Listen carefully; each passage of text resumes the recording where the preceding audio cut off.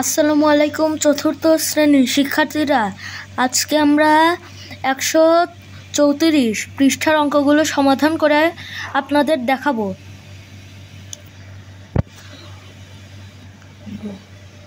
এই যে এটা হলো, প্রথমে এটা সমাধান করা যাক। একদিন 24 ঘন্টা সমান সমান কত মিনিট? সমান সমান 1,4,4,0 মিনিট।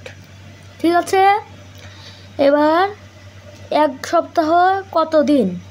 এক সপ্তাহ 7 দিন। 7 দিনে কত ঘন্টা? 168 ঘন্টা। তারপরে 168 ঘন্টায় কত মিনিট?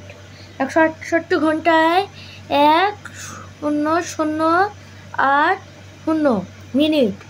ঠিক আছে শিক্ষার্থীরা, আজকের জন্য এতটুকুই। So bye bye.